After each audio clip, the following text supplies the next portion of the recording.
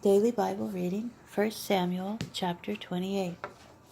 At the time, the Philistines mustered their forces for war, to take the field against Israel. Achish said to David, "You know, of course, that you and your men must march out with my forces." David answered Achish, "You surely know what your servant will do." "In that case," Achish replied to David, "I will appoint you my bodyguard for life."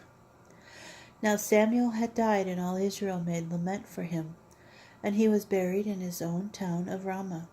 And Saul had forbidden recourse to ghosts and familiar spirits in the land. The Philistines mustered, and they marched to Shunem and encamped. And Saul gathered all Israel, and they encamped at Gilboa. When Saul saw the Philistine force, his heart trembled with fear, and Saul inquired of the Lord. But the Lord did not answer him, either by dreams or by Urim, or the prophets. Then Saul said to his courtiers, "Find me a woman who consults ghosts, so that I can go to her and inquire through her." And his courtiers told him that there was a woman in Endor who consulted ghosts. Saul disguised himself. He put on different clothes and set out with 2 men. They came to the woman by night, and he said, "Please divine for me by a ghost. Bring up for me the one I shall name to you." But the woman answered him, "You know what Saul has done, how he has banned the use of ghosts and familiar spirits in the land. So why are you laying a trap for me, to get me killed?" Saul swore to her by the Lord, "As the Lord lives, you won't get into trouble over this." At that, the woman asked, "Whom shall I bring up for you?" He answered, "Bring up Samuel for me." Then the woman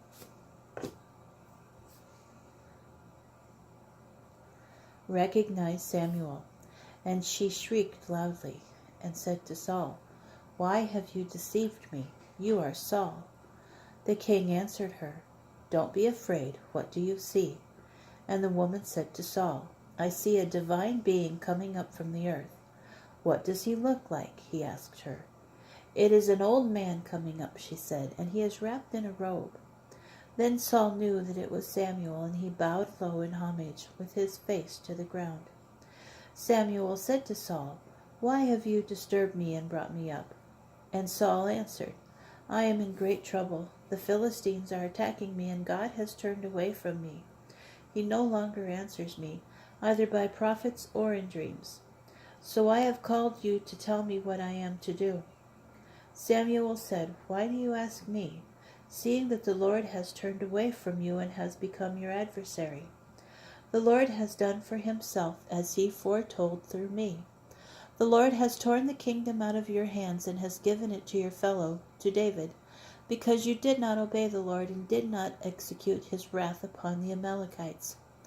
That is why the Lord has done this to you today. Further, the Lord will deliver the Israelites who are with you into the hands of the Philistines.